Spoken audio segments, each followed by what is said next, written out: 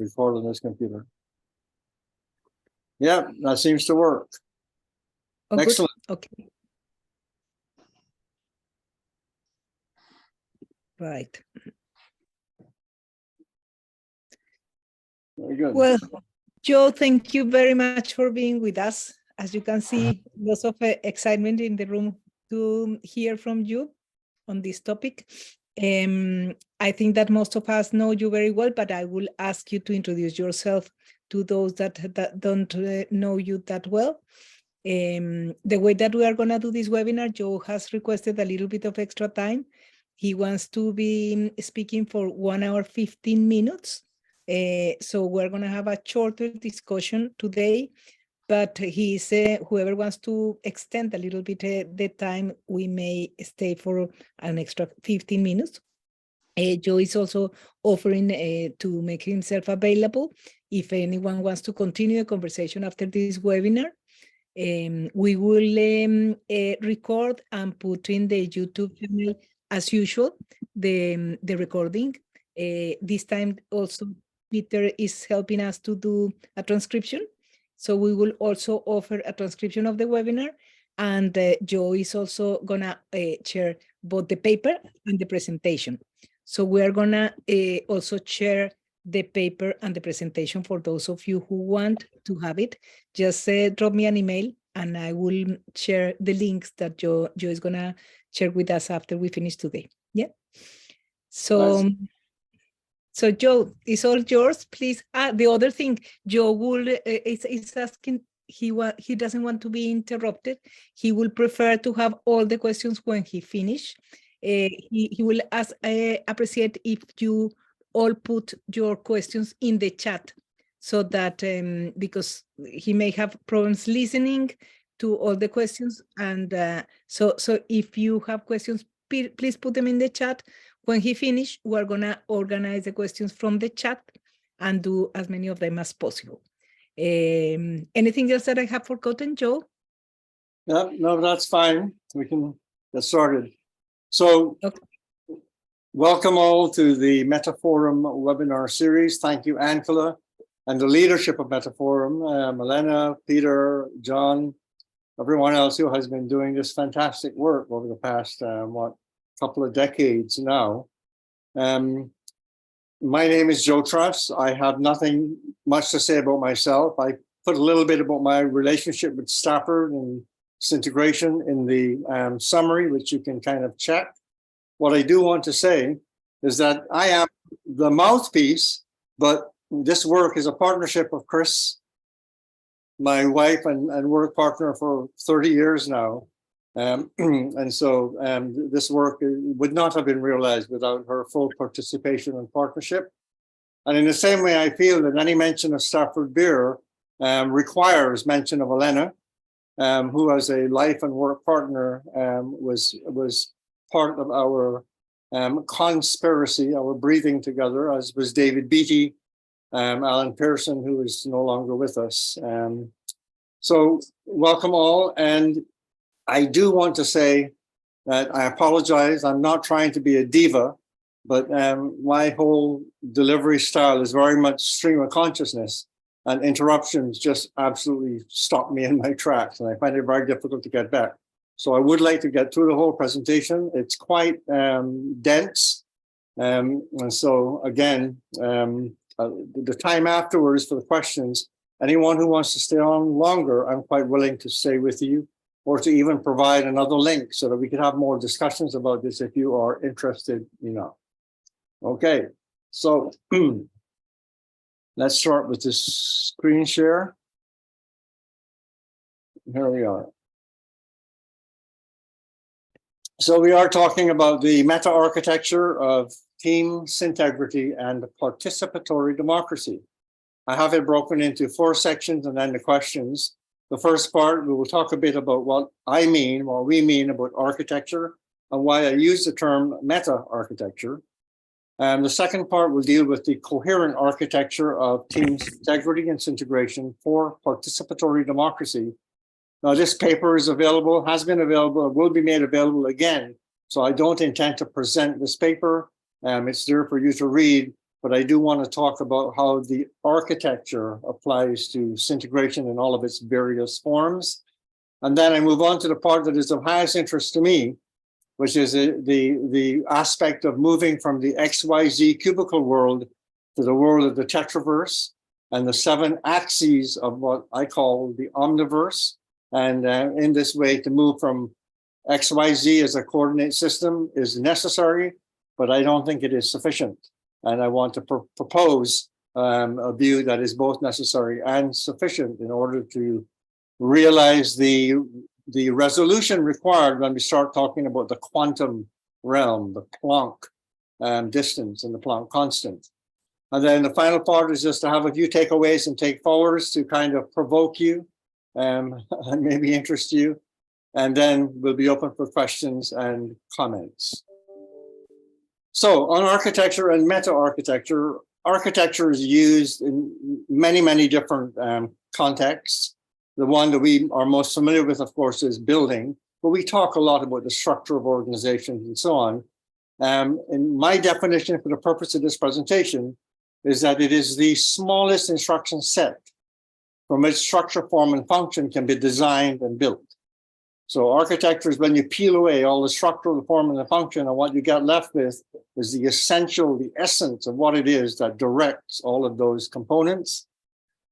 Architecture is the complex of carefully designed structure of something. Could be the neurophysical architecture of the human brain, the cybernetic architecture of the viable system model, or the architecture of self-organizing systems. So we're not just talking about architecture as building structures. Some principles that I like to use when, to me, encompass an interesting design. Foremost for me is the concept of symmetry. The basic form of symmetry is the reflection of shared forms, shapes, or angles across a central line or point called the axis. So you have like the rotation of the Earth on a central axis. And I want to make particular mention of Emmy Noether, who most of you might have heard about. She is the mathematician in Einstein's day, who proved that symmetries in mathematics are correlated directly with conservations of law in nature. So conservation of energy, conservation of momentum, conservation of angular momentum are all represented by mathematical symmetries. And this is almost a rule in physics today and one of the most important concepts. And Einstein himself said that Noether was one of the most important mathematicians of her day, and he could not have done what he did in relativity without Emmy Noether's contributions. So order and sequence, of course, is important. How we move, where we move, the syntax of our communications, the arrangement, that is the connection and the placement of parts to each other and to the whole. Balance, which is about an equivalence. We are talking about equal participation.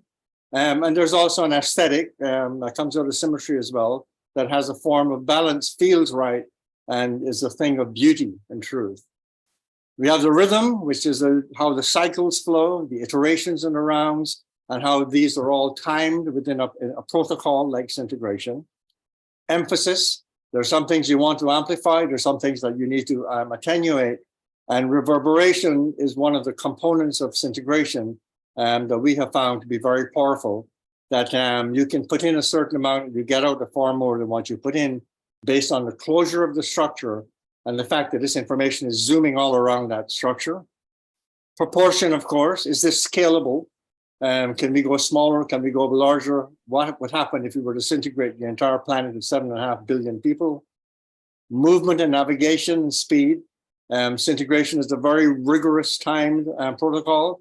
And so how you move, where the rooms, navigation, you have a color badge, all of that is a part of helping this to become more efficient.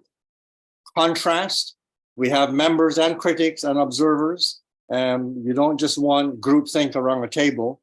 A bunch of old friends sitting together basically hardly come up with a new creative idea, but too much conflict with people who do not understand each other would tend to be too conflictual and break that system apart. So that balance of contrast between member and critic. I had an architect friend who said when he had a job, the first thing that he did is he looked at the environment, he looked at the context of the other buildings, and he said the first decision he makes is, do you scratch or stroke? What he meant was, when you look at that environment, do you put something in that is a juxtaposition that draws attention, which is a scratch, or do you stroke it? Do you fit in such a way that you just become part of that whole? And finally, unity, the cohesion, the togetherness, what Stafford called infosetic consciousness, which is about identity. And I introduced the term resonance, which is what happens. In fact, for me, it's a reflection of that group consciousness as it expands. And it is represented in the 12 topics after every iteration. Those 12 topics resonate out of all of the flow of information and so on. So because this talk is about architecture, let us first orient ourselves to each other. There are universal directions that go beyond ethnicity, language, religion, race, etc., and that you can just point without using any words. And universally, people will understand what you mean. Up and down, right and left, forward and backwards, or in and out if you're talking about a computer screen. The axis lines, so in XYZ, which is what that is, the up and down, right, left, in and out, which are the Cartesian coordinates that we use everywhere in science and mathematics. The power and the beauty of that is that any single point within any cube, an XYZ cube, can represent the position of 3 axes in that one point inside, and vice versa. The axis lines, we use the term axis because they're the ones around which the object spins. And so the whole form of symmetry and balance. As an example, Earth's axis of rotation. And axis lines can be either a center face, I can roll a cube sitting on a face around, or I can put that cube vertex to vertex and spin it. And both of these, for me, are legitimate axes.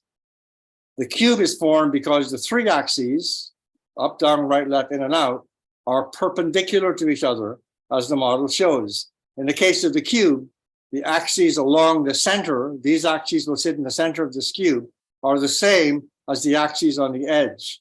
So the cube has the same axis center, or look at it from a point of edge. And this diagram just expands what I've been saying. This is the intersection of 3 squares. Three squares, and it shows you that here are the lines are actually the XYZ coordination systems. And if I put this inside of a larger cube, informally, I am making 8 cubes. So when if one of these is 1 cube, if I double the edge length of this cube, I have to multiply the volume by 8. I have to stack 8 cubes together to have 2 units. If this is 1 unit in half, to have 2 units along every edge, I've converted by doubling an edge, I've made 8 times the volume, which applies not just to the cube, but to the tetrahedron and to the other regular objects. So a little bit of the background in terms of the geometry. We all know what the cube is, a familiar figure, and some of us also know that they're sitting inside of that cube an octahedron. And the octahedron vertices touch the center of every one of the faces of the cube. And so the octahedron has 6 vertices, whereas the cube has 6 faces or sides. And they are called the duals in the regular polyhedra, because I can convert the cube by extending pyramids off of each side. I would make an octahedron. And if I extend the octahedral face to 1 vertex, I make the cube. And these figures are interspersed in and out to infinity. Cube, octa can grow out indefinitely. So I want to point out some other aspects of what's happening inside the cube. And in here we have 2 intersecting tetrahedra. So the red lines, which are all diagonals across the face of the 6 sides of the cube, and these 6 edges, based on those 4 vortices, would make a tetrahedron, a 4th triangular sided form. So here we have a red tetrahedron, and coming through the other side to complete the diagonals on every side of the faces is another tetrahedron, the black tetrahedron, and they are intersected. And when you intersect these 2 tetrahedra, this octahedron is a shared space between them. So this whole figure is a whole, right? This is one whole with the 3 combinations: intersecting tetrahedra, the external cube, and the octa, and they all exist within an embedding sphere. So this is just to bring back the cube so you can see what it is. And this can be very confusing if you don't actually see the cube itself. So this just highlights that fact. And so here you have the vertices of the octahedron sitting in the center, which is between the two lines of the tetrahedra, because the octahedron is actually formed by the intersecting tetrahedra. So here's an example.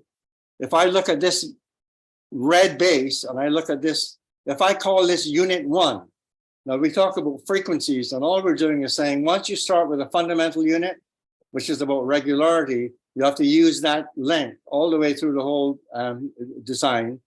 And the regulars are based on once you create a face, that those faces are all repeated across the structure. So this is what I would call a single frequency tetrahedron made out of the smallest possible edge length. And we'll get right down to the Planck constant when we talk about this in terms of the quantum realm. So if I double the edge length of this tetrahedron and make a larger tetrahedron, I'm basically creating a volume of 8 tetras. And this red octahedron sitting in the center is a space that is created almost magically by simply putting tetrahedra together. All you need is the tetrahedron to build every form that's existent in the universe. And all of the other forms, all the other platonic solids come out of the tetrahedron, which is why we use the term in-formed. The structure is informed in itself. And once you start multiplying it, doubling it, the way that a wave grows, you find that in fact, the tetrahedron creates inside itself these new forms. So a 2-frequency tetrahedron gives you an octahedron. And again, what it shows you is that the 8 vertices of the 2 tetras are actually, they create the 8 vertices of the cube. And our claim is that this cube is a secondary component. You can't start with the cube, it just doesn't work. And in fact, in cosmology, in loop quantum gravity, it has been determined mathematically that the Planck distance is the edge length of a tetrahedron, right? So we're going to show geometrically what's already been shown mathematically in terms of the cosmological imperative. So here we have 2-frequency tetrahedra. So if I track the blue tetrahedron, there are the 4 nodes, and I track the green tetrahedron, there are those 4 nodes. When they intersect, the yellow nodes is the internal octahedron that appears inside of a 2-frequency tetra. And that octahedron is so positioned that when you smush these 2 tetrahedra together, the octahedral space is shared completely by those 2 forms. So what does this have to do in terms of the axes? This is the central axis coming from the center of the sphere surrounding the cube. And if I draw a line from the center to up through the center of each of the faces of the cube, this is my XYZ coordinate system that Descartes used, that we all use in mathematics and physics today. But if I turn this, as we talked about, as a vertexial axis, I also have these vertices that run across the inside center of the cube through the center from opposite vertices. And these are the vertices of the intersecting tetrahedra that make up the cube. Yeah. And here we have, in proper position, it's the same cube, but it's now balanced from vertex to vertex. And we see that we have, in fact, here, there are 4 discrete axes. Now, these 4 axes are part of what I call the Tetraverse, and it's almost totally ignored in the XYZ circumstance, right down to the Einstein metric tensor, which is based on the densification, the compression of XYZ components. And I'm hoping in another paper maybe to show why the resolution of XYZ is not great enough to actually articulate the quantum scale. It's only when you combine the XYZ with these 4 other dimensions, these 4 other axes, that you're able to achieve the resolution at the Planck scale. So here are the 2 sets of axes, XYZ, and what we call TUVW.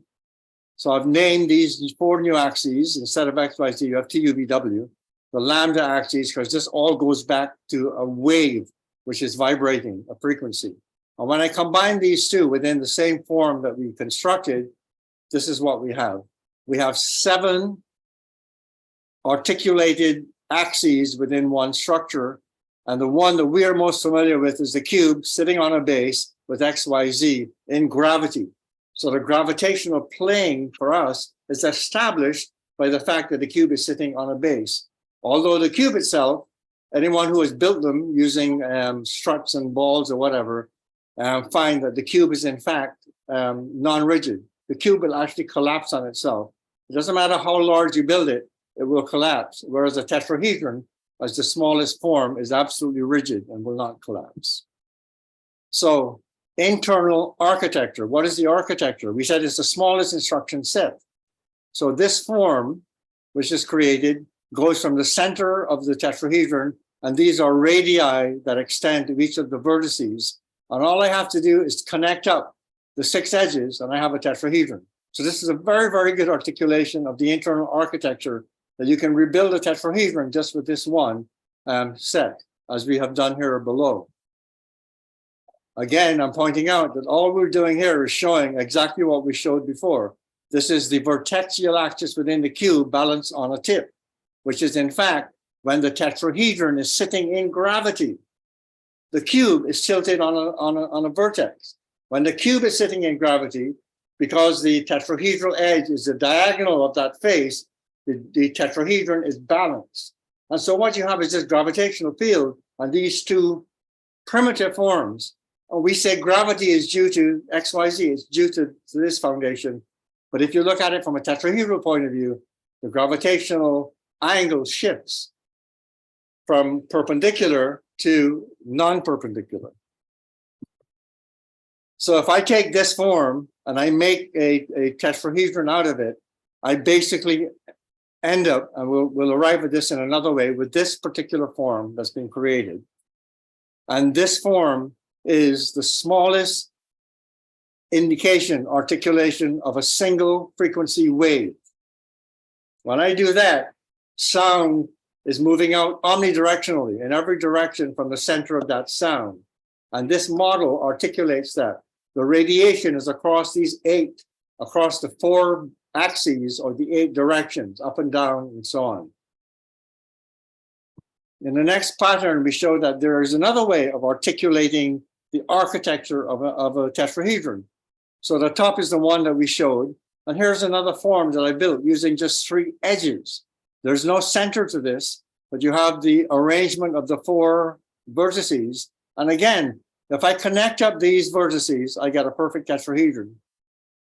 The only difference is that the bottom one has what's called chirality. This model, once I fill it in, it doesn't matter if I start right, left, turn it up or down.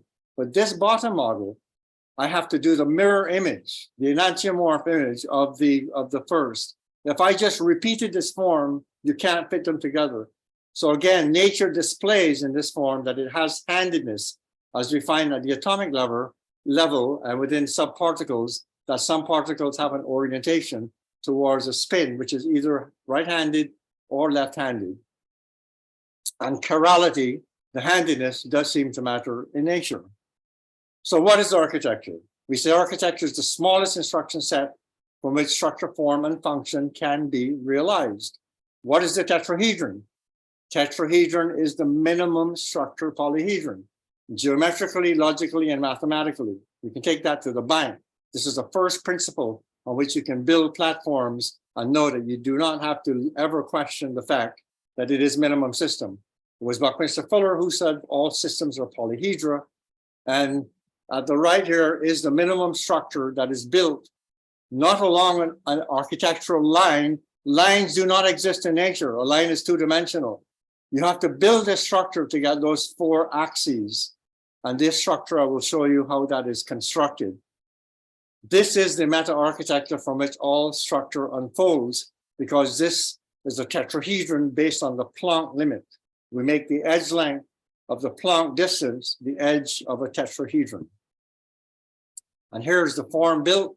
And this is the model we use in what we're writing called the Book of Codes, which is an expression of that same 4 axes with 8 directions. So Architecture, we move on to the coherent architecture of Teams Integrity, the paper, as I said, which is available from Angela and myself.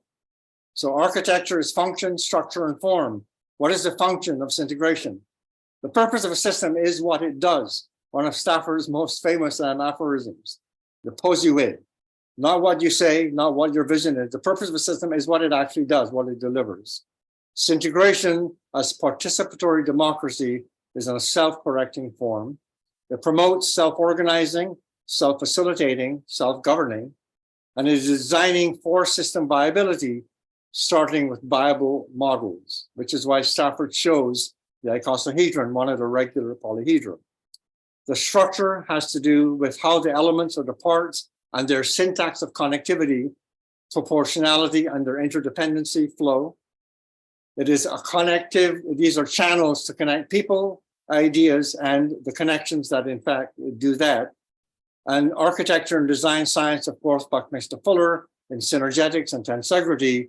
And the portmanteau phrase that we use is syntegration, which is a combination of synergy and integration, which is the synergy of the whole and the integrity of the individual. So all systems are polyhedral. Tetrahedron is minimum structure, and the regular polyhedra are the natural constraints of equivalence and choice in nature. So the icosahedron, which is geodesically expandable to any scale, if you have something to support it, and you could build a geodesic dome to cover half the Earth if you could support it. And the larger you build a geodesic dome, the more energy efficient it becomes, and the stronger it becomes because the tension and compression is equally balanced across the entire structure. So this was the paper by myself, Chris, and Elena, and this is what is available. So just to go through some of the core elements of Teams Integrity formats, we always start with an opening question that sets the pretext for the session. We do not start with a pre-assigned agenda. An info set, Stafford's word for the group of participants that falls within the documented allowable size for the format selected, which is based on the structure. The use of an authorized integrity polyhedral geometric form as the basis for allocating topics and positions. So the icosahedron, the cube octahedron, the octahedron, the diagonal cube, and the tetrahedron are all forms that we use in integration. You need full in-person participation by the info set in deciding the topics that will form the agenda for discussions, what we call the importance filter, and use of the topic algorithm or other authorized means to allocate topics to colors, the nodes, and people to positions, which are the struts or the edges. The use of the Teams Integrity color system to uniquely identify each topic and each position, and to develop the outcome resolved team meeting schedule without using ordinal numbers, which might indicate to someone that 1 is more important to 12, or alphabetically. Colors tend to be more values neutral. The use of member, critic, and observer roles during outcome resolved team meetings so that we have that aspect of for and against and just observation. There are 1 to 3 contiguous iterations or rounds of outcome resolved meetings, depending on the requirements for the format selected. And this is changed to accommodate online hybrids, which are not necessarily, they're certainly not face-to-face in the physical belly-to-belly form, but they also do not have to take form contiguously. They can be actually expanded across time. And delivery by a certified delivery team, according to policies, etc., that say you need at least 2.5 days, ideally, in residence. And one of the magic of integrations is you have 12 topics, the 12 nodes of the icosahedron. And what we do is we look at what's called the polar opposites. So I have a little icosahedron, and the round 1 says red and white. Well, red and white are the polar opposite edges around which I can spin this form. This is one axis. So these two are far enough apart in terms of shared membership that we can run these 2 meetings at the same time, simultaneously. So we have 5 members and 5 critics, 10 people in a red meeting, 5 members and 5 critics, 10 people in a white meeting, but you have 30 members altogether. So there are 10 members from the equatorial zone, and they're allowed to walk into any of the happening meetings in their observer period. So I go through this whole round of meetings, and what we're doing is populating the topics with statements that come out of these meetings. At the end of round 1, we have the first indication of resonance. So the information has been resonating, it's been feeding itself through, working itself into different topics.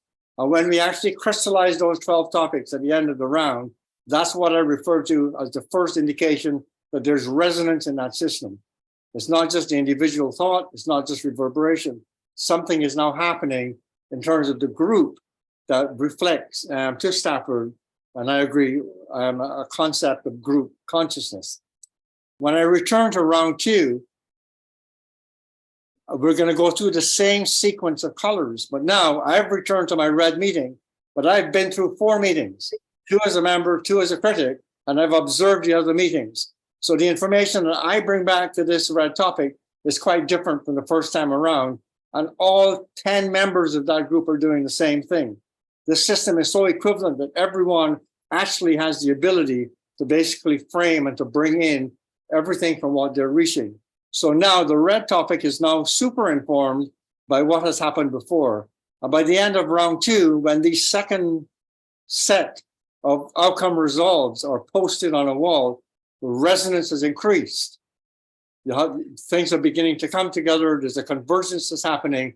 And again, I describe that as resonance. Stafford describes it as group consciousness. In round 3, the same thing happens.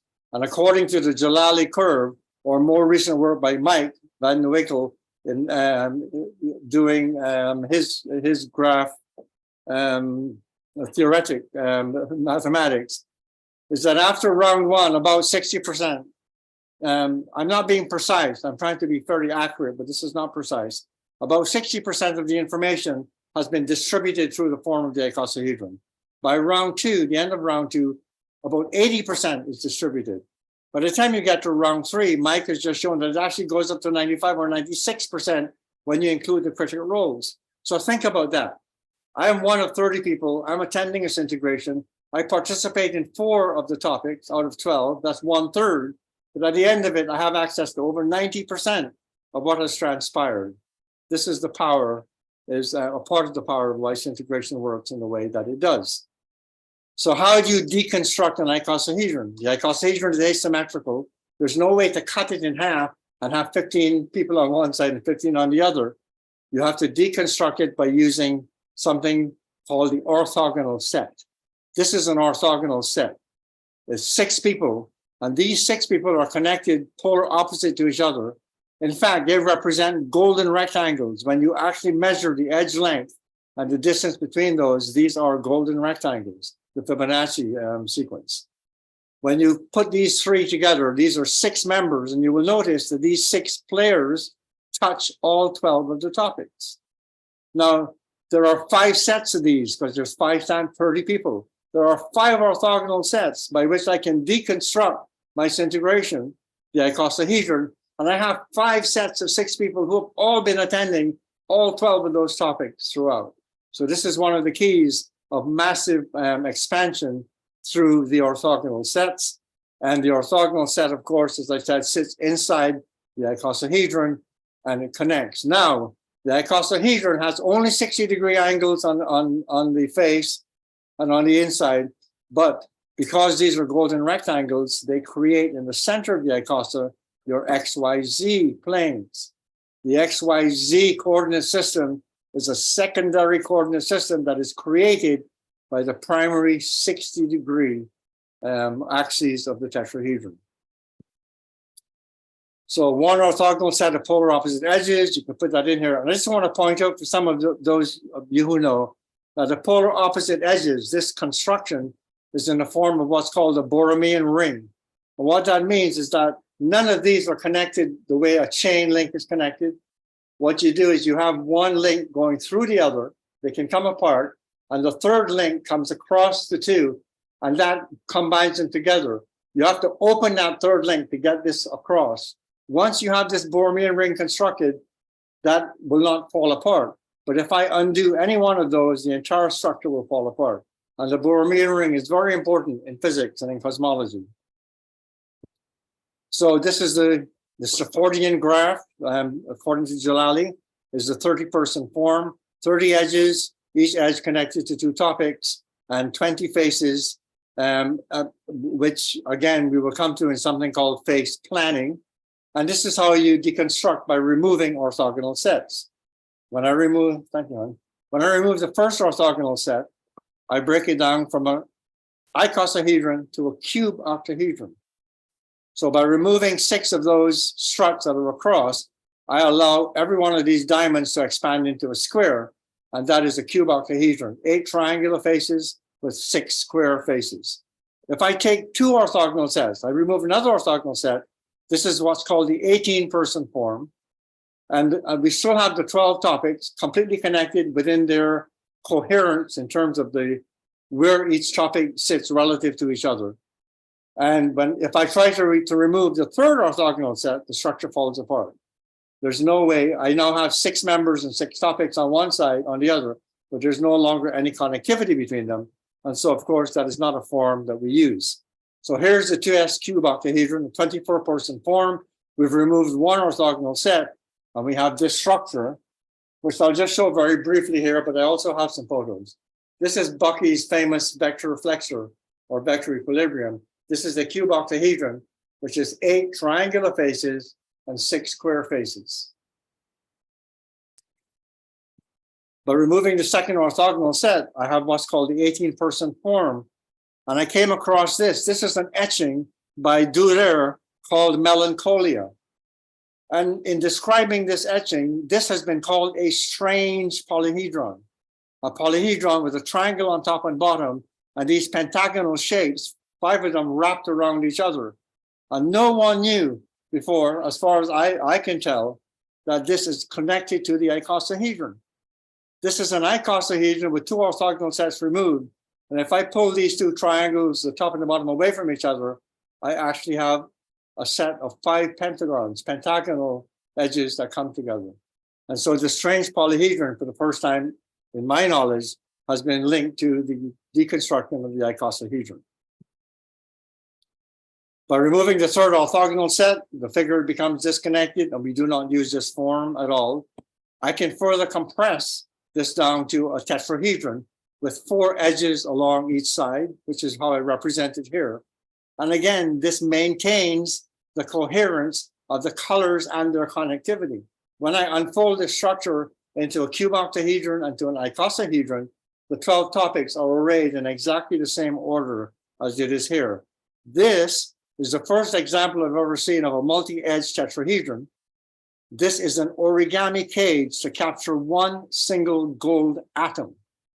So the range of this is 30, I think this is approximately 36 nanometers. But this is the first time I've seen in an engineering science diagram that a tetrahedron is actually a multi-edged form. When we get to the faces, this is something called face planning. The most natural thing when I pull this into a cube octahedron is I've left 8 triangles open. And if I combine the 3 players around each of these triangles, again, I have 8 triangulations make 1 set that equally balances 12 distinctions, the 12 topic colors, as represented by 24 two-way connections, the 24 edges of the cube octahedron, each having 2 unique colors. I was a team member, I have 2 teams. And so that each color is represented twice in the set. So here's red, red. Every color is represented twice. But these 3 people are the 3 people in this integration who basically were connected to these 3 topics, but not at the same time. So when you bring these 3 people together, they have the most information about the discussions that have taken place. And so they represent the best way of getting plans or of further convergences of the outcomes of this integration. After Beyond Dispute, we designed the TS diagonal form, the 24-person form, by adding the diagonals. So again, what we've done is we've added the internal tetrahedra. This model does not show the octahedron, which is sitting with its vertices here. But by adding these 2 diagonals across every face, that's an additional 12 members. And so we now have the 12 original members of the cube plus 12 on the faces. So this is a 24-person integration with only 8 topics. And the reason this was developed was to meet the client demand for having a shorter integration that still had some of the reverberative power of the big integration. So what we have done here is we have actually violated the regularity form because the diagonal of the cube edge is obviously square root of 2 if these are unit 1 and is longer than the edge. So does this have any real meaning? According to our experience in integration, it doesn't seem to affect disintegration. But what I will point out is that it certainly does affect reverberation. Because typically, if I'm a person in this node, for me to get information across to that opposite node, I have to go through one node and another person. Reverberation is created when information passes through another human nervous system. It's transduced and re-represented. It's not just an echo. It is reverberating and transduced to another nervous system. And what I have done here is I've collapsed that reverberation into a direct connection. So there's no doubt that this diagonal cube would have a lower information distribution because of the lack of reverberation. But that was a trade-off that we were prepared to take. Here's another form, the form of the octahedron. We did one of these in Sri Lanka with Leonie and Elena. And again, you have the 8 topics of the 6 topics of the 6 nodes of the octahedron. And we make this a 2-frequency octahedron because each person has to have 2 roles. And what you notice is that the form that's holding this 2-frequency octahedron together is the cube octahedron. Triangle, square, triangle, square. And so we begin to see that all of these forms are actually forming out of the multiplicative frequencies of the tetrahedron. These are some of the TS expanded forms that we talked about, where you have the Russian dolls recursion, you have an opening integration, and you have a series of integrations that are taking place within the same topic domain, which is not something that we typically advise, but it can be done. Categories can be changed as long as the meaning remains the same. And the other way of recursing it is through node recursion, where if this is the original parent integration, and this goal topic is about communication, another 30 people takes this topic as their opening question, and they do a full integration around the topic of communication. And so you get 12 integrations around the first one, or this is what, 12 times 30, 360 plus the original 30, 390 people in a full node recursion integration. I just want to point this out as an aspect of curiosity. This black form on the inside is called the Enneagram. Some of you may be familiar with the Enneagrammatic form. And I discovered that the Enneagram is not a 2-dimensional figure, as it's usually depicted. It's actually a 3-dimensional figure, and it sits inside of the icosahedron. This is a built model that I have, so we're not cheating by using lines that cross or anything. And the silver lines are the Enneagram, and it's sitting within the equatorial region of the icosahedron. In this model, I've taken away the front pen cap of the icosahedron so that you can see inside. And inside of the icosahedron is a dodecahedron, and the dodecahedron happens to be actually supported by this enneagrammatic circuit. And this is another built enneagram with a Buckminster Fuller Dymaxion globe on the inside. So here's the original known enneagram as a flat 2-dimensional diagram. And one of the interesting things about this diagram is when you number it across clockwise, you get this sequence. Any number divided by 7, any whole number, excluding 7 and a multiple of 7 itself, will give you this sequence. 1, 4, 2, 8, 5, 7, repeated to infinity. 1, 4, 2, 8, 5, 7, all the way around. And this sequence, 1, 4, 2, 8, 5, 7, back to 1, was perceived in esoterica as the first perpetual motion diagram. This is how motion remains perpetual. And the 3, 6, 9 is the unity. 3 1/3 make one whole. And so this is basically the central part of the diagram.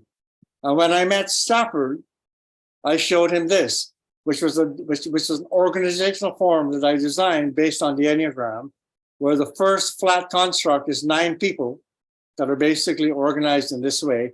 We even thought of using the psychological system to balance your teams. And then every one of the nodes of the Enneagram is another Enneagram. So we were building a flattened organization by recursing the Enneagram at each of its nodes. And in this case, you'd have 9 people in the beginning, and 9 times 9 is 81. This is a 90-person organization based on the grammatic structure. And I showed Stafford this, and he said to me, you know, I've been meditating on this object for 20 years. He has this, and he has a 3-circle mandala in his cottage that was sent to him by a Tibetan monk from Chile. Raul might know this story, of course. And Stafford said, I've been meditating on this object for 20 years. And not only have I never met anyone who knew what it was, you're actually trying to make an organizational form out of it. And then he said, but in any event, let me show you what I'm doing. And he introduced me to Syntegration. The last comment about the Enneagram is that there are actually 60 of these unique Enneagrams in the icosahedron, which is one of the clues as to the internal dynamic strength of why the icosahedron behaves the way that it does. And this is the icosa colored with the team integrity colors. And what happens when I take away the first orthogonal set, I create a cube octahedron. And the cube octahedron is the only form known where the distance from the center, the radial distance to a node, is exactly equal to the edge length, which is why Baptista Fuller called this vector equilibrium.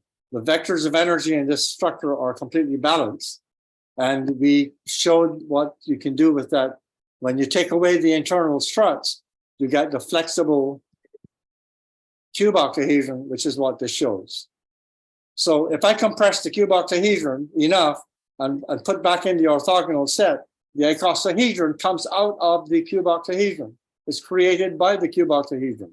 I can also make it into an octahedron by collapsing it.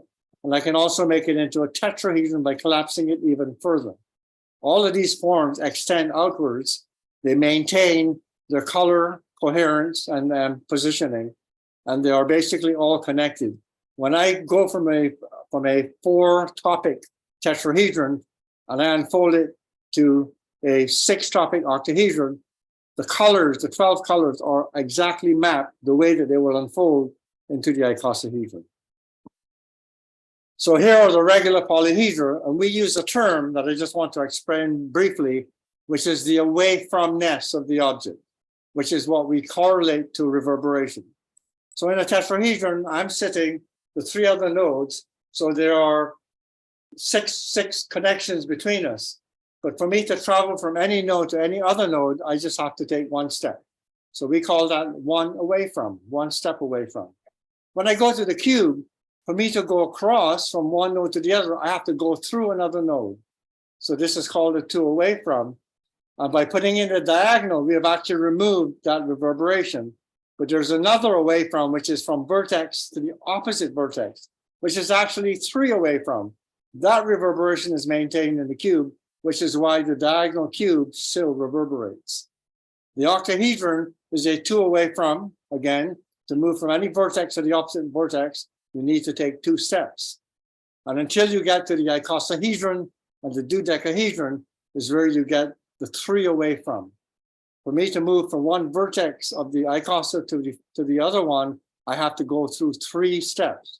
So we call that 3 away from. Nature requires all 3 of these degrees of freedom. We wouldn't have life without an octahedron because tetrahedrons stacked together cannot make a tube. Once you open one end of the tetra, it'll fall apart. But I can take octahedra and stack them face to face and open up those faces and I have a perfect tube. Well, there would be no life without flow, without capillary action. So nature had to create an octahedron from the inside of a tetrahedron for life to actually have evolved. But that is not enough to give us architectural structures like a geodesic dome. We need a 3 away from. But once we reach that 3 away from degree, we don't need any further degrees of freedom to actually, again, build any structure that exists in the natural world. So, from the XYZ organized world to the Tetraverse and the 7 axes of the Omniverse, a little bit of how we derive this. Tetraverse refers to a universe modeled from primary atomic structures. In this form, we use atom in a way that was originally intended as the smallest unbreakable piece. We know today that there are quantas and, maybe Planck structures, voxels, but that's what we mean by atomic. It is the minimum structure. So if we start with a 1-unit tetrahedron, I make that unit edge the Planck distance.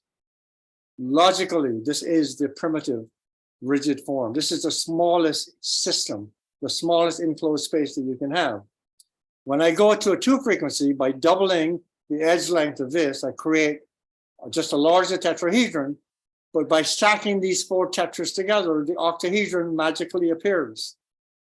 And this is 8 volumes, 4 tetrahedral volumes on the outside. So the octahedron is equal to 4 tetrahedral volumes. Nature says when you double something that is solid, you have to create at least equivalent space, right? At least equivalent space. You cannot build bigger tetrahedron. Well, you can using a single edge by expanding the unit length. But if you articulate it based on that unit length, the octahedron comes out naturally. So 50-50, your second tetrahedron has 50% of a new space, because if the tetrahedron is a solid object, this space on the inside is open space. If I build this into a 3-frequency tetrahedron, I find that for the very first time, a hexagon appears. And the hexagons are very, very important as well, because they are the limit, the first limit of a circle, which says that the radius is the same as 1/6 of the edge length if I make that circumference connected into a hexagon. This is a clue as to how calculus could work in terms of, or not calculus, but how the geometry could work for me to calculate the circumference of pi without any mathematical knowledge. And this is when I build it finally into a 4-frequency tetrahedron. We find that inside this form, there's a 2-frequency octa, because I have doubled the 2-frequency tetra. And on the inside of that is a cube octahedron, triangle, square, very difficult to see, but here are the white lines that were represented by yellow before. And so we find that the tetra creates the octa, and by growing it creates a hexagon, and the cube octahedron is formed out of 4 intersecting hexagons. And each one of those creates an equatorial region for the cube octahedron. And the cube octahedron is the only form that can expand omnidirectionally without distortion. The only geometric form that can do that. And our universe today is considered to be flat because we have been expanding omnidirectionally, spherically, for as long as the universe has been in existence. So 3 axes of the Cartesian coordinate system placed within that model. And we have the 4 axes of the tetrahedral system. And when we combine those 2, we have this new 14-pointed star, which is the combination. The blue axes are the XYZ. Here's a red tetrahedron and a yellow tetrahedron intersected. And these are in combination the 7 axes or the 14 directions. 8 of these tetrahedral axes come out of the triangular sides of the cube octahedron, and the 6 of the XYZ come out of the center squares of the cube octahedron. And that's what we find, is that that shape is the only one that defines it. So, a quick summary, insides and outsides. Participatory democracy implies equivalence of access and egress, fair participation and time allowed, no preferential influence that is structurally built in, which is why Stafford chose the icosahedron and the regular polyhedron. Democracy, on the other hand, implies that all participants cannot get everything they want all the time. The majority rules. And it is this regularity is both an equivalency, but it is also a constraint. If you follow regularity, you're going to have constraints in terms of where you sit in that structure. As we find that when we choose the topics we want to be with, everyone does not get their top choices. But we have found by experience that by the end of this integration, it doesn't seem to matter very much, even to the people who feel that they were sub-optimized. So why is the tetrahedron the Planck object? Let's assume that nature has these Planck lengths, these distances, and nature will do everything it can to create something out of these as it evolves. So let's say that nature starts with a cube. Nature says, well, the cube is an obvious form, it sits in gravity, etc. So build a cube, but the cube is floppy. This cube will automatically begin to deform. Now, as the cube deforms, it will deform by bringing together one of these diagonal edges. And as it does so, it will deform until it gets to a distance where it is now constrained by the Planck distance. Nothing can be smaller than the Planck. So a cube, when I put in the edges, the struts, to just make each one of these squares into a diamond, I get this form.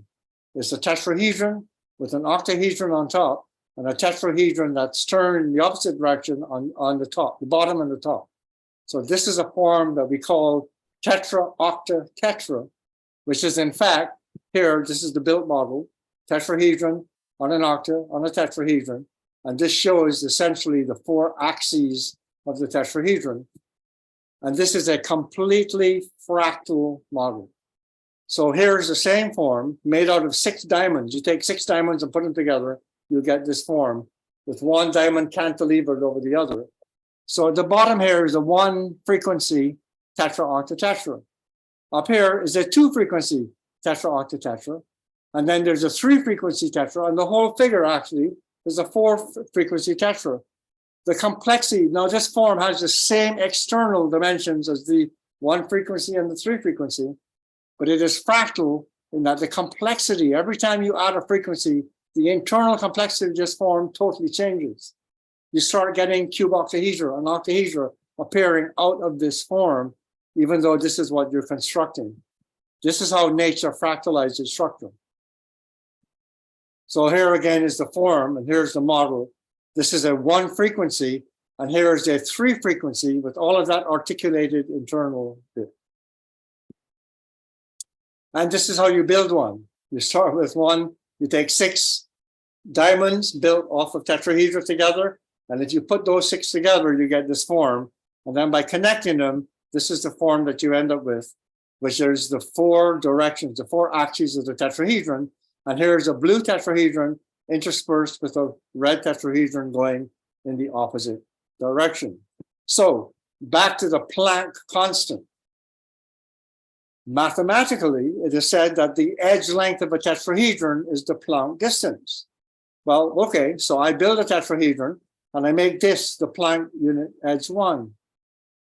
But nature is omnidirectional.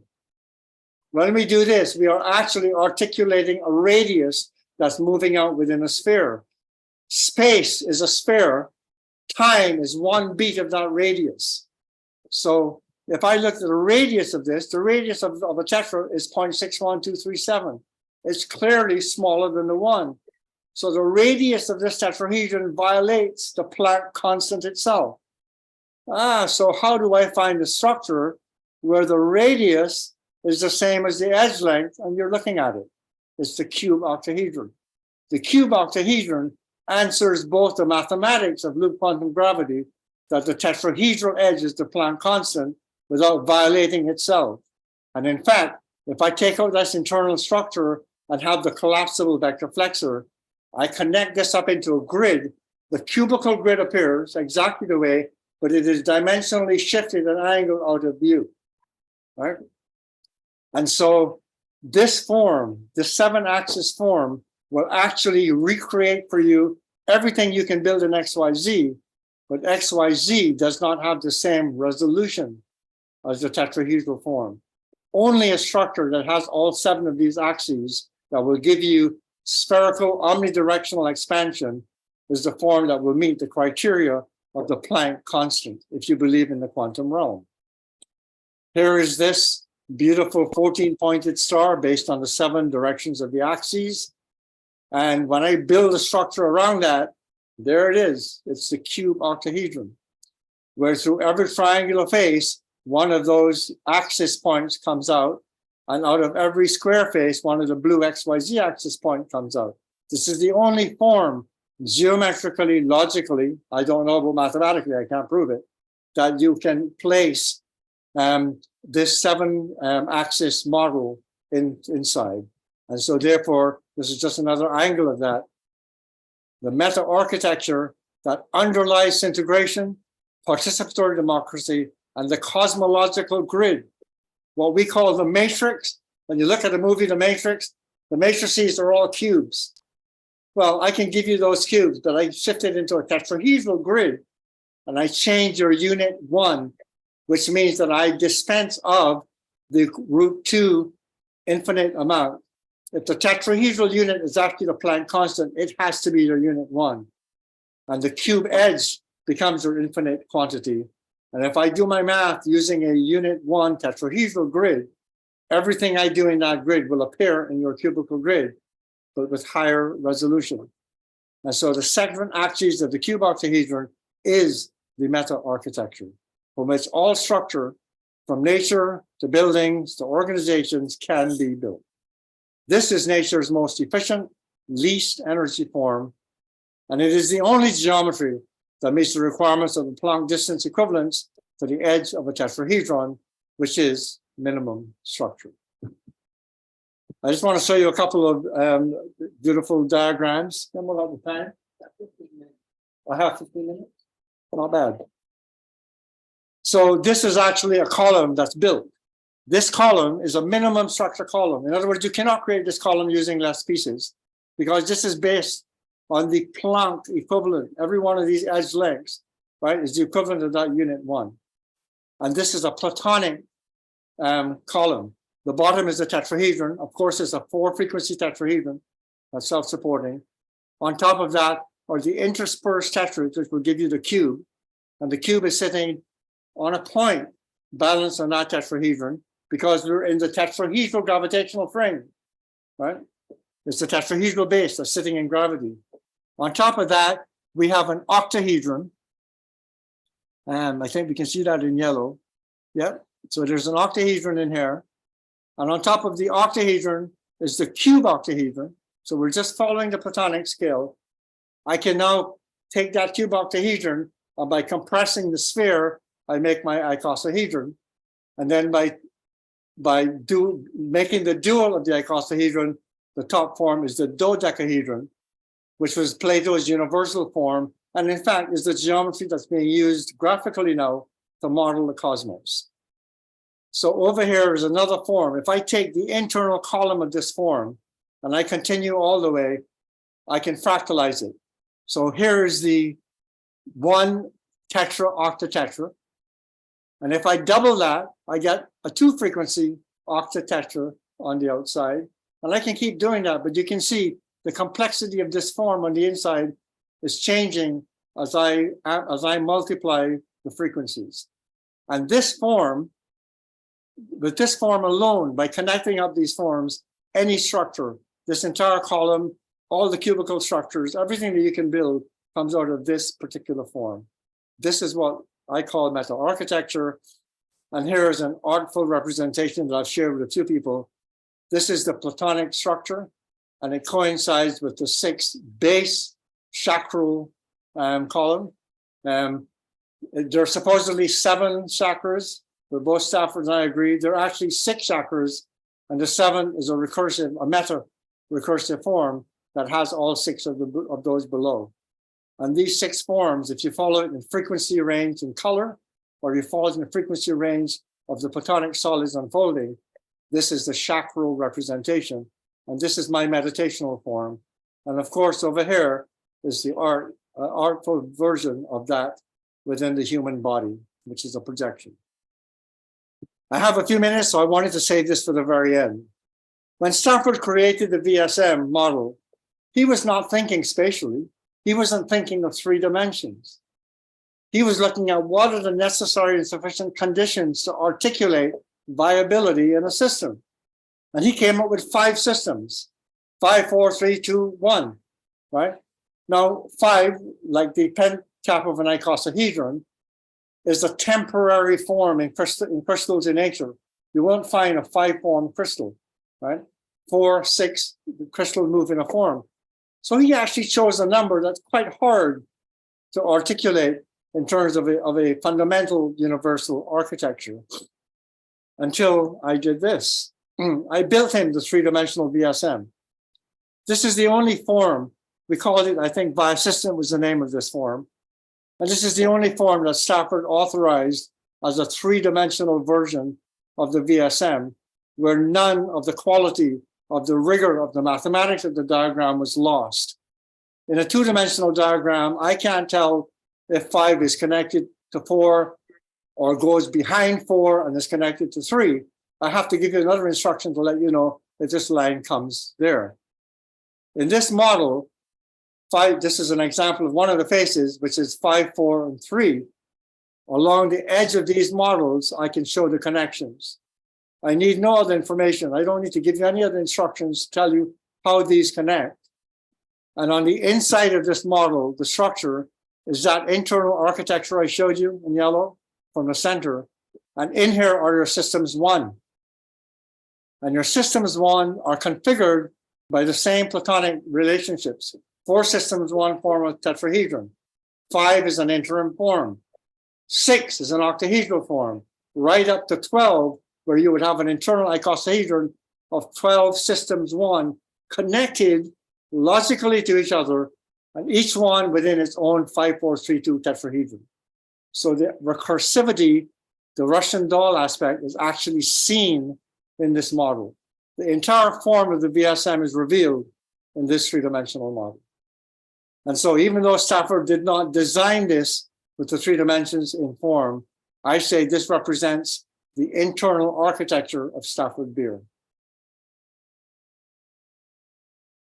And now we're open for questions and comments. I think we're a minute or two early. Well, thank you very much, Joe. That was fascinating. So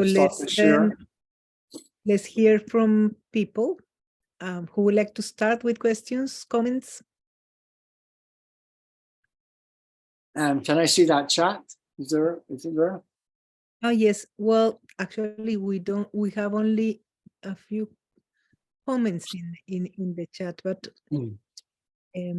I must apologize for my old ears, but I find it difficult across accents and so on to follow. And so I would like to read the question that you have while you're also speaking, if that's possible. Otherwise, just carry on. I'll do my best to follow you.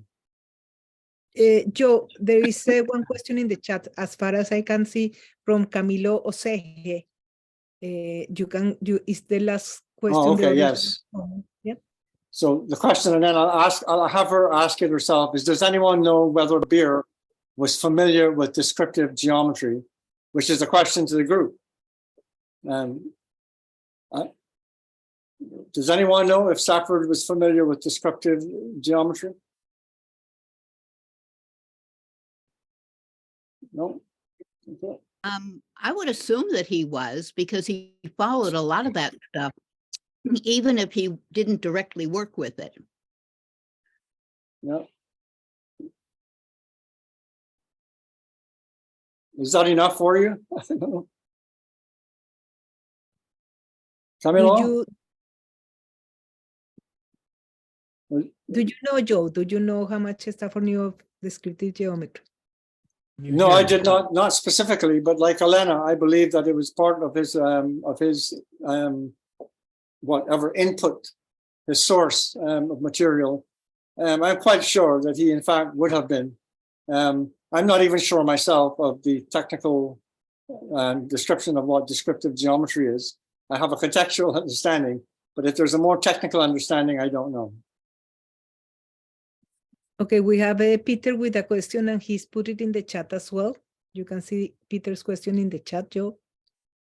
How can we make or create or get hold of the three-dimensional VSM model you just presented? I know you and I have talked about three-dimensional, and we have a number of different kits and things, but I find the three-dimensional representation, well, not only challenging, but refreshing, in the sense that I've always felt that the two-dimensional flat paper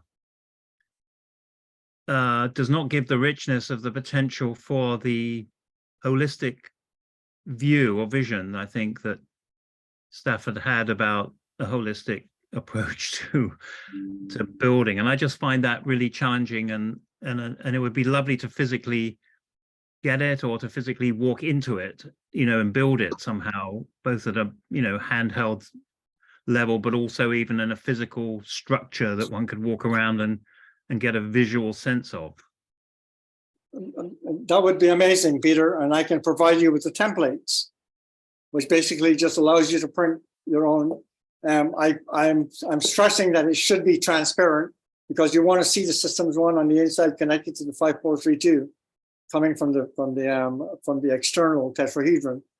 And remember, this is that form is quite it's the essence of the form. It's reduced to its smallest component, but you can make that into a multi-frequency. This is built on a 3-frequency tetrahedron. It could be a 6 or 9 or 12. It would maintain the same integrity, but give you more room. And yes, so I think the thing is that this was a model that actually represented the mathematical rigor of his diagrams. But in terms of its utility, for me, I was thinking of making, soft pillows out of these that you could throw around and kind of see, but also to give people a sense of what recursivity means. This recursion that you see inside of the form repeated in terms of the pattern of the form itself. So I'm very happy to send out templates to anyone who would like to just build it in paper or to do an even larger construct that Peter is suggesting. Just request it from me, please, individually by email, and I'll send it out to you. Yeah, and then Joe, you and I should talk about this because I think it would be great to have like a working group within Metaphorum or however that are people interested in this and build a sort of a community of builders. I'd be happy to join that group. Yeah. Great. Marcus has a question, Joe. It's in the chat. It's to elaborate on the distinction of structure and form.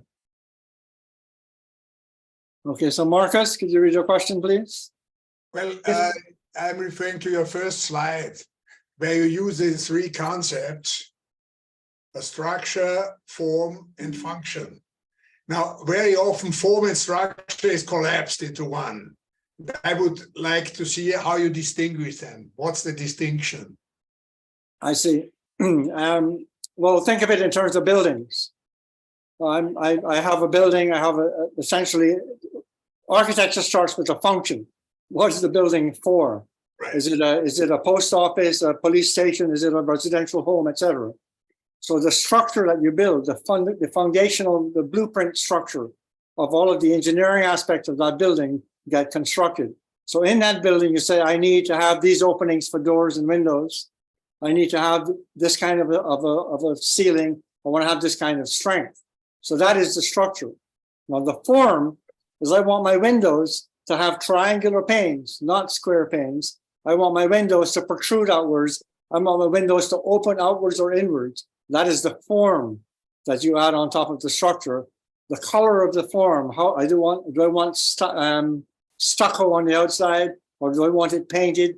All of that is adding form to the structure. The structure is the fundamental aspect. That's very clear what you are saying. Could you also say something about the form, not of parts like the windows, as you mentioned, but of the whole? The form of the whole. Well, in fact, if you look at the tetrahedron as an example, again, the structure of the tetrahedron is 6 edges, 4 vertices, 4 faces. Once you build that is the structure. But I want to have, as an example, a tetrahedron that looks in a certain way.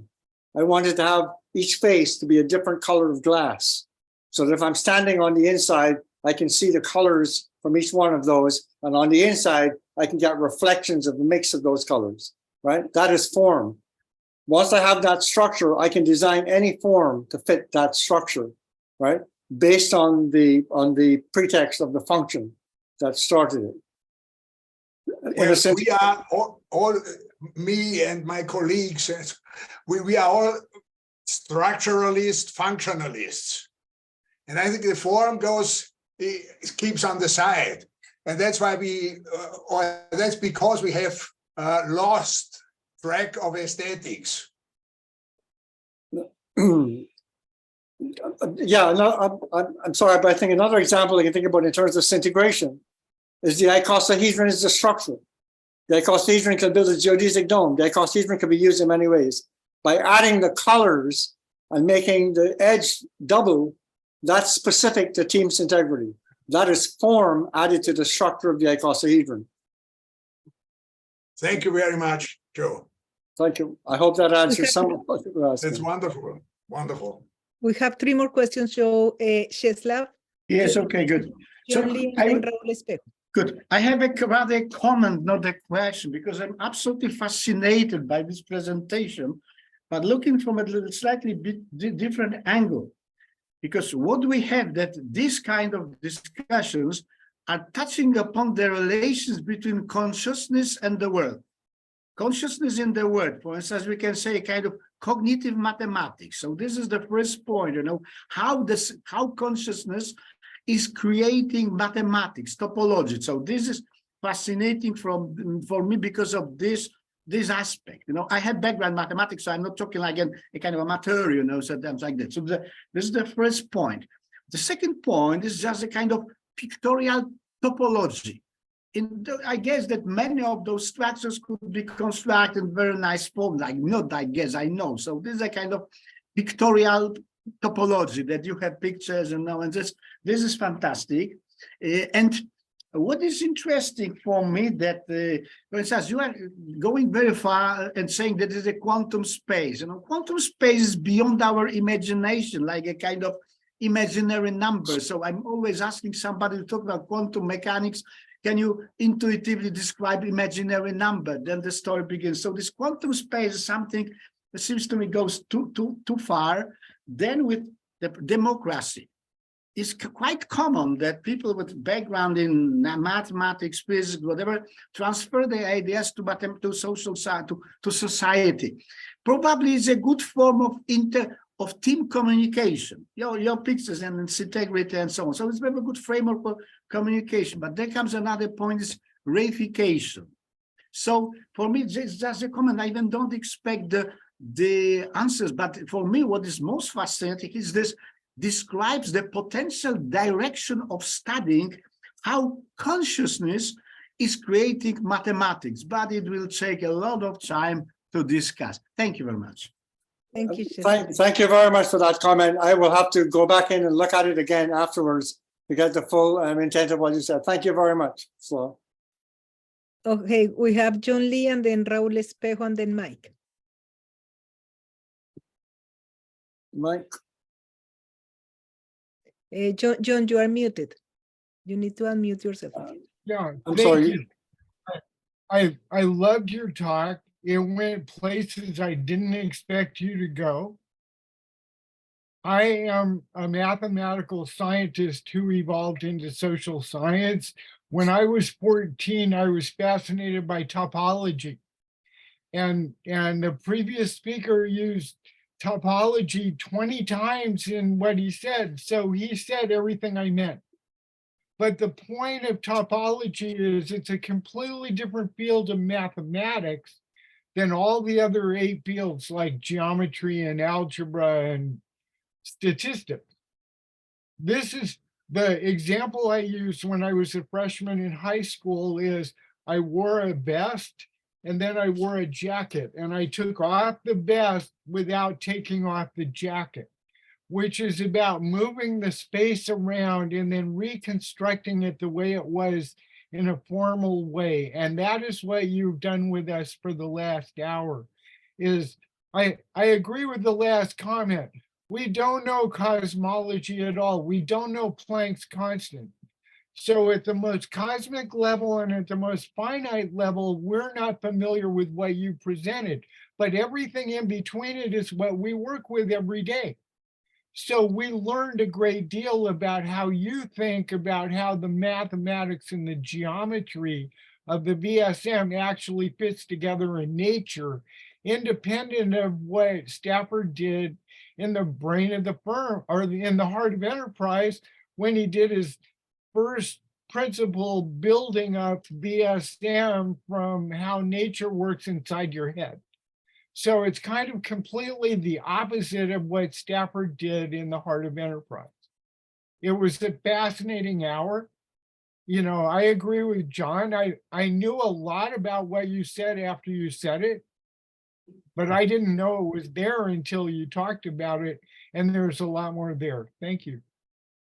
Thank you, John. Thank you. Raul. Raul, my question there, Joe, is I want to understand the way you relate the structure with all the topology that you have been describing to the systems environment. I want to understand how to produce democracy in this relationship. Does it make sense what I am asking? So the way that you relate the structure to the environment and produce democracy in the relationship. Yes. Well, the participative part of it is that you have this aspect of equivalence, a very powerful concepts. Einstein, the equivalence of gravity and acceleration as an example. So there's an equivalence that comes about by using a regular structure in order to model a process that gives equal participation to each one of those member struts. The democratic aspect of that is that if in fact you do that with rigor, every one of those edge lengths in that democratic agreed process cannot get exactly what they want. The process of democracy itself is a form of, if not compromise, negotiation and arriving, we like to say, not at the lowest common denominator, but at the highest common factor. But in fact, there is without getting to voting, at the end of it, if we end up with a bottleneck, we vote. You just say, okay, let's take a vote and see how that works out. We go through all the discussions until the vote. So in a democratic process, the vote eventually wins. And what we find in this integration, again, which is to me, epitomizes the formulation of this participation and democracy within the architecture that gives you the structure, allows you to build a form, and the function, the protocol around it, is that the democratic process itself is one of negotiation and exchange, right? It's not about anarchy, and it certainly is not about fascism or dictatorship or authoritarianism. And that when you look at the regular objects themselves, you realize nature places a natural constraint on you. You have a choice. You can either have some equivalence, and the democracy that comes with that means you give up something of yourself, or you do away with that equivalence and do away with the democracy, and then a person or a group of people can take control. And I think for me, what comes out of the geometry is that nature herself tells us, right? If you're going to get into this kind of a process, you're in fact trading off. You're making a balance between, I want to have equal access and egress based on my intelligence. Nothing can take that away from the actual operator of that nervous system. But in terms of the actual structure and the form, there is no advantage anywhere in this structure to any particular person. But when you do that, you're putting yourself into a constraint. I'm putting myself to say, I am one of these 30 people. And therefore, at some point, I accept that as the democratic principle, that I have full participation. I have the ability to say what I want to say. But at the end of the day, I might not win. And I think that for me, the lesson is that there is this balance of constraints that I see in the geometry. At a deeper level, Raul, I am not a mathematician by trade. I am really a geometer. I see the world in terms of the geometry. And what appeals to me in a talk like this is not to give some truth or to say this is right. It is to provoke. Because I believe that the deepest metaphors that we carry inside ourselves are geometric. There's a geometry of meaning. There's a geometry of association in our brains, in our internal architecture. And what I'm trying to do is to provoke something out of an audience, out of a person I talk to. Now, what does this, in fact, bring out in you about this particular object? I'm not about proving. I don't have the mathematical knowledge to prove, but I can demonstrate something that's logical and consistent, and that you cannot disprove using that logic or consistency, but I don't know whether or not it's mathematically provable. It took a long time for the Platonic solids, the regularity of the polyhedra to be proven, right? Euclid. it was thought about long before. Plato, for me, was the perfect demonstration of why there are only 5 regular polyhedra and why there could only be 5, but that was not a proof. So I am not a mathematician. I don't work in equations and proofs. I work with demonstrable aspects of natural science, which is why I say, when I build a physical model on the computer, I can take an apple and I can make it be anti-gravity on the screen, but I can't do that when I'm out in reality. And once I build a structure, it's real. You can't take that away from me, as the old song says, right? And so that realization that we evolved as mathematicians, we evolved geometry, the measure of things. We would not survive unless we were able to perceive distance, proportionality. Is this object moving towards me big and close, or is it far and small? And if I couldn't tell that, I wouldn't survive. So our brains are highly articulated towards understanding geometry. How we teach math is a totally different aspect that confounds me and children and so on. So I'm essentially a natural geometer. I look at the world in the frame of geometry, things that I can build and prove to myself, but I do not have the mathematical knowledge or skill to actually write a mathematical proof. Thank you, Joe. I think clearly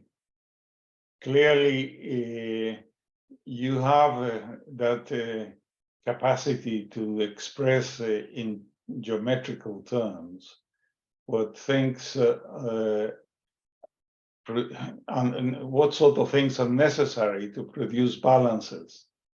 But in my head, what I am interested in is to connect all these structures, which are extremely interesting from the point of view of generating balances of, for instance, systems 3 and system 4. I want to see how is it that by creating one of these structures that you have described, it is possible to balance system 3 and system 4, and connecting these two with the environment, because one aspect that I'm particularly keen in is connecting the system with environment. And you put tremendous emphasis in the structure and form. What I am interested is to put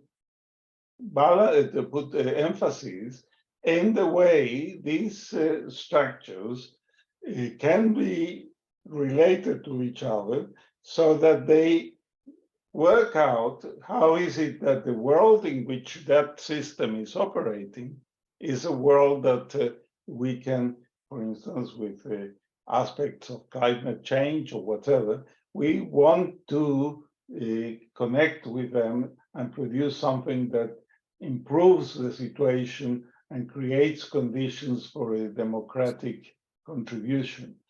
That's the sort of direction of my question. Does it make sense to you? Sorry Yeah. to interrupt, but I just want to support Raul's question. I think that it's a very important question, and I have also the same kind of interest and curiosity. And from a more practical perspective, I think that what Raul means is that democracy is not only to create a democracy inside the organization, let's say in the definition of organizational strategy, policy, or whatever, but how an organization can create a more democratic context, including those people in the environment. I mean, if we want to exercise democracy, it's not internally to define strategic policies or whatever, it's also in terms of influencing relationships between organizations or societies and the environment. So from a very practical perspective, I think that team's integrity does offer the structure and the mechanisms to create a really democratic dialogue with a protagonist from the environment. But the definition of participants in a integration is extremely important at that respect, because you can either create an inside view of an organization by creating a very democratic discussion, or you can engage with the environment, as Raul is saying, in a way of really being very careful in who is representing the different aspects of a very complex environment that can engage democratically with an organization. I don't know, Raul, if that's it makes sense to clarify. You're certainly dealing with a issue that I'm interested in. I think that Joe's modeling and all of that adds something that we need to pay attention to. For instance, that's the reason I'm paying attention to systems 3 and system 4. Because system 3 is trying to understand the structure and form of the system itself. System 4 is trying to understand the conditions of the environment in which the situation is developed.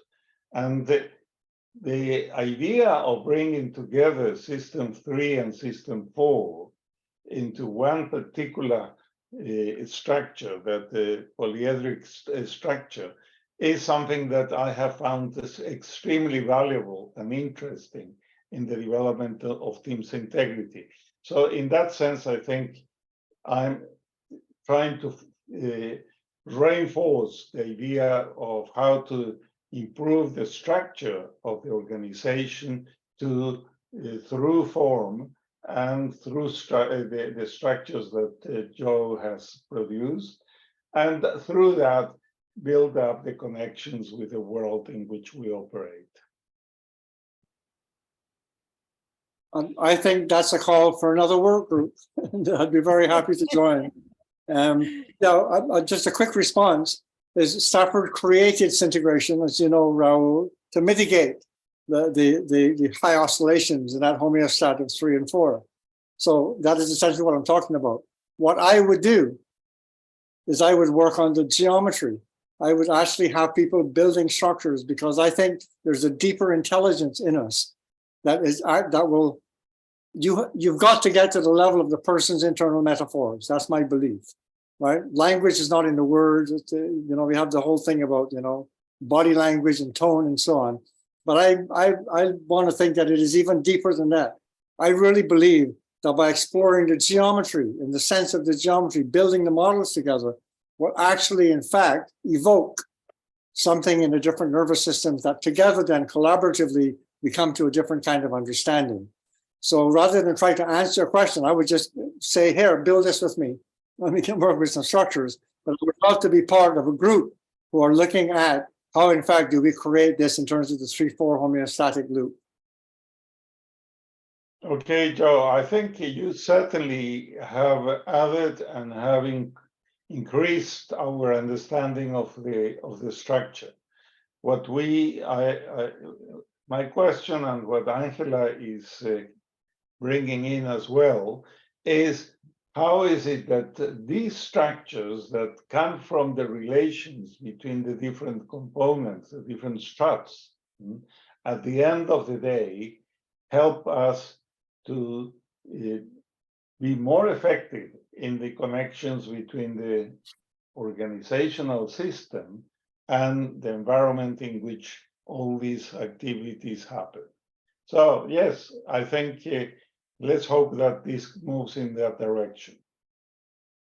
Well, thank you very much, Raul and Joe. Sorry, Mike, you're going to have to wait for a minute because I was skipping Alena's question. So Alena and then Mike. Alena.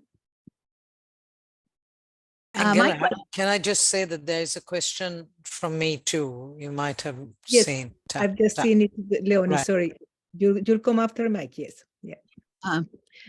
My question is, I've been asked if the viable system model and the team's integrity process count as pattern languages in Chris Alexander's universe.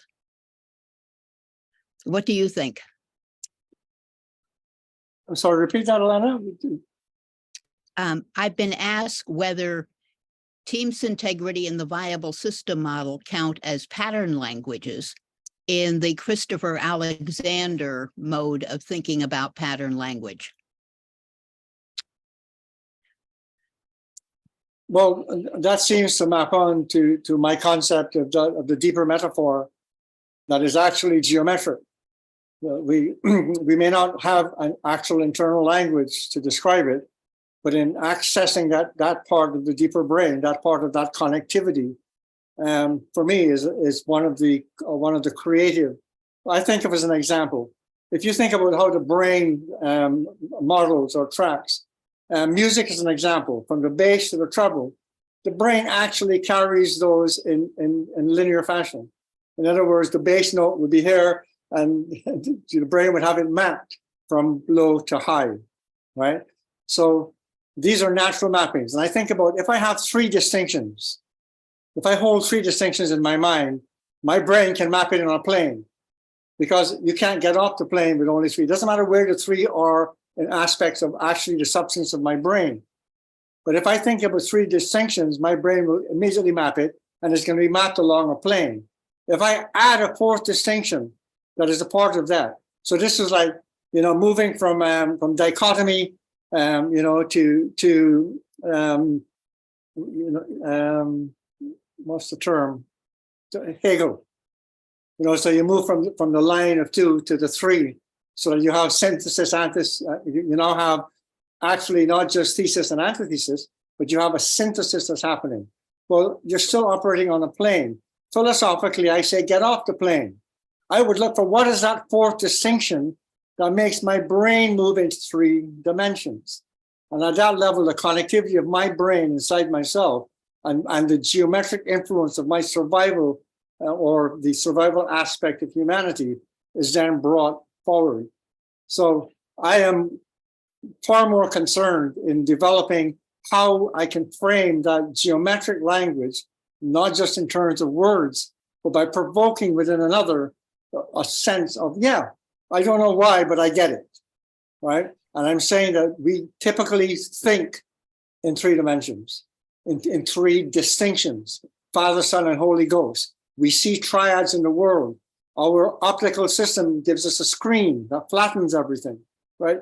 We are constantly removing that rich dimension of the third dimension. And I think a way to do that inside ourselves is to articulate what that fourth distinction is. So when I think Father, Son, and Holy Ghost, what would be my fourth aspect? Void, the mother. And as soon as I put that concept into my brain, I have a different kind of thinking. That's what I would like to promote, is the deepening of the internal metaphor, because I think geometry is way more, has more facility within our nervous systems than actual language and words. Thank you, Joe and Elena. We have two more questions and we'll finish. So, Mike. Yeah, thank you, Joe, for this provocation. I will reread my question to thank you. So I tried to write it as while listening. How would one use this meta architecture in relation to a recursive unfolding of the info sets and the VSM logic, in the sense of a viral organizations, which also maintain sufficient cohesion between pairs of levels of recursion?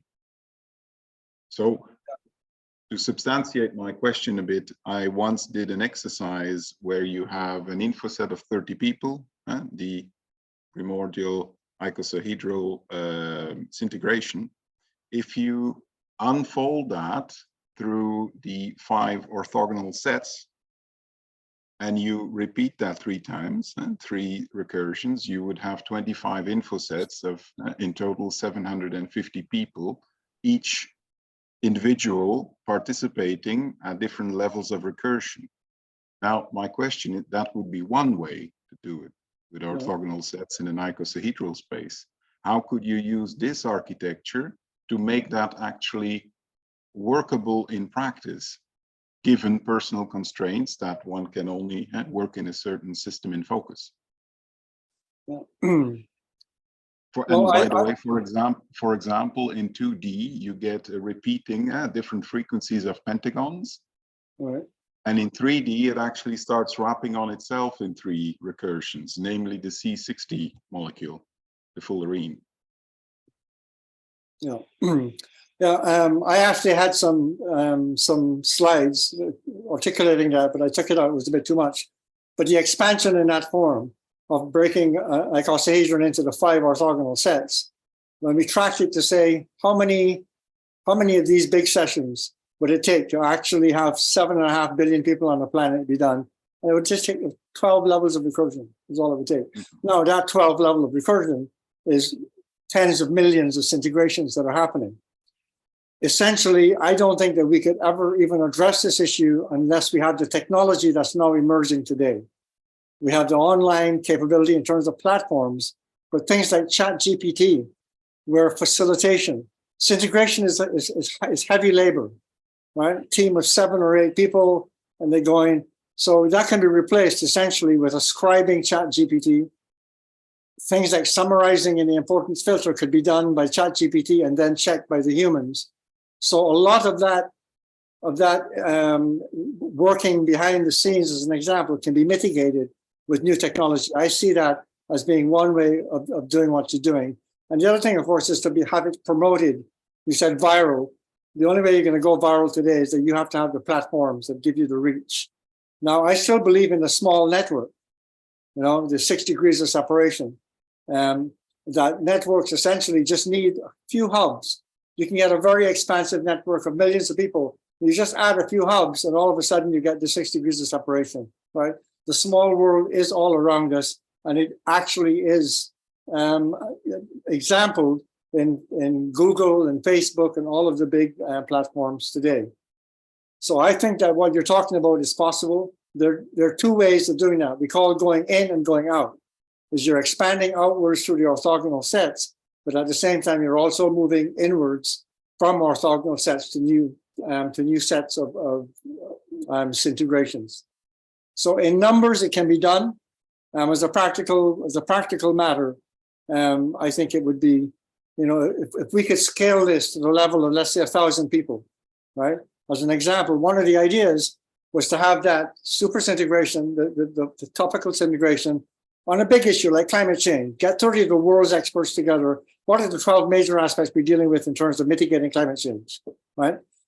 What we get then is we take these 12 topics to a big conference where thousands of people can come, but they do the same preference check as you would in this integration. Every one of those participants would choose which of these 12 topics they want to attend, and they get a badge. And these 2,000 people move through the conference, 2 speakers at a time, with the flow. And I believe you would get reverberation as well. You could have networking as well. My point would be, how do you get a semi-permanent or a persistent participant democracy? How do you make it breed in and out, right, instead of vaporizing? I mean, of course, you can scale very fast and very easily, but how do you make it persistent in time? Again, think of what's the term?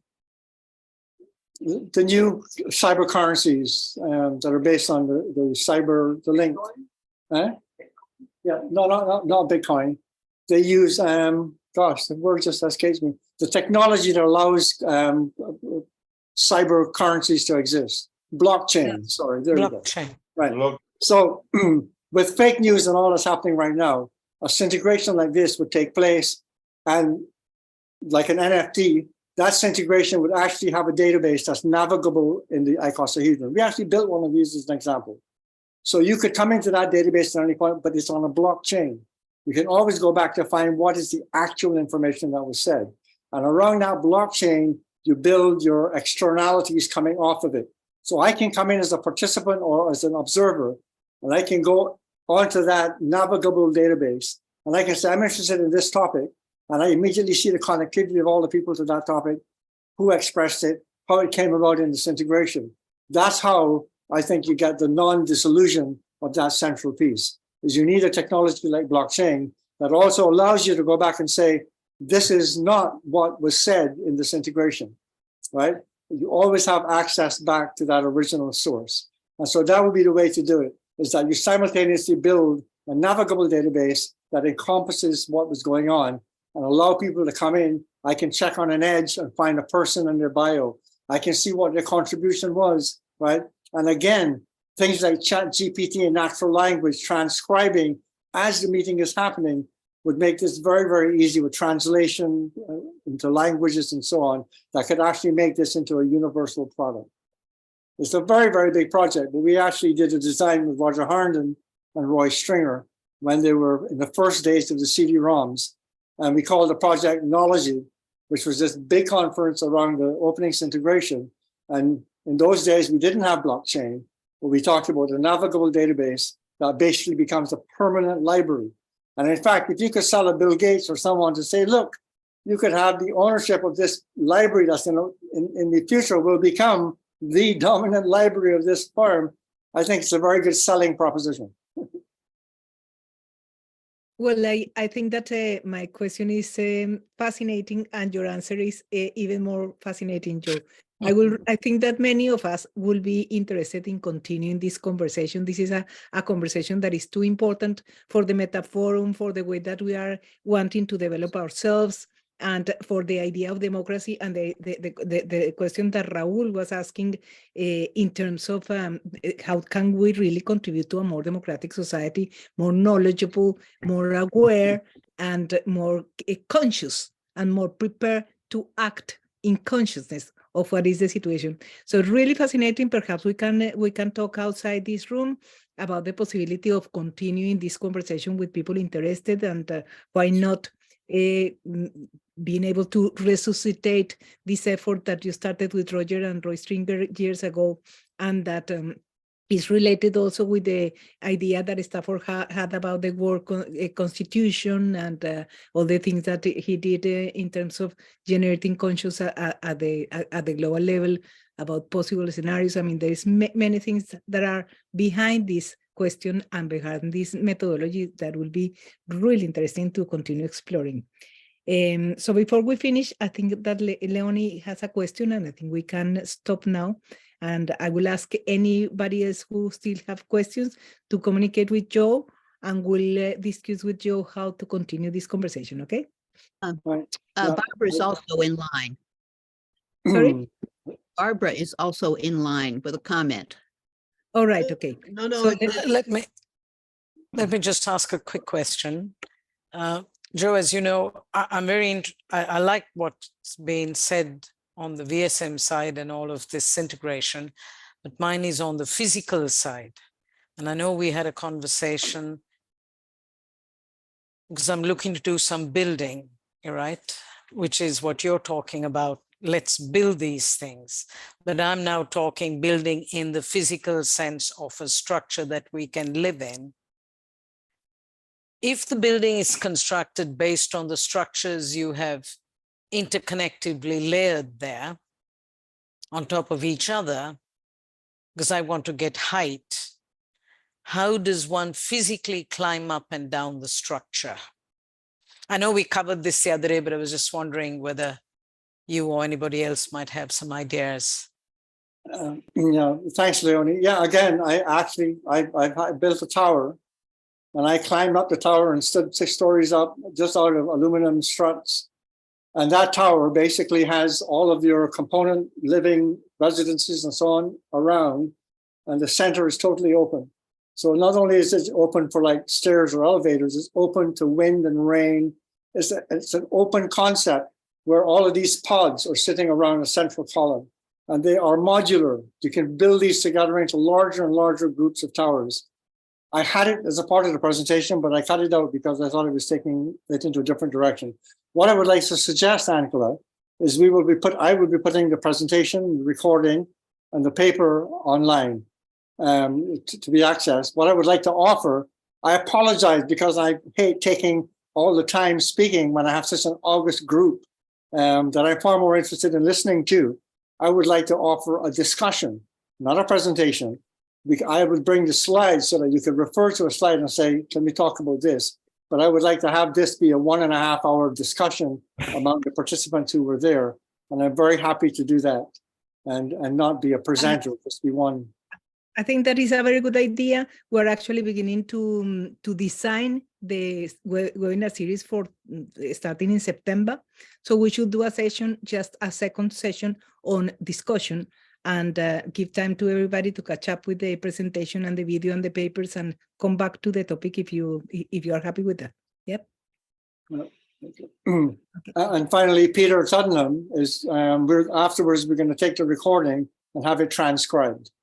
And so at some point we may be able to as well offer the transcription, which is very helpful because I speak quickly and I have my own unique accent. So it'll be nice to be able to read what I'm saying, as I find it much easier to read when you're speaking as well in terms of the questions. Thank you all very much. It was...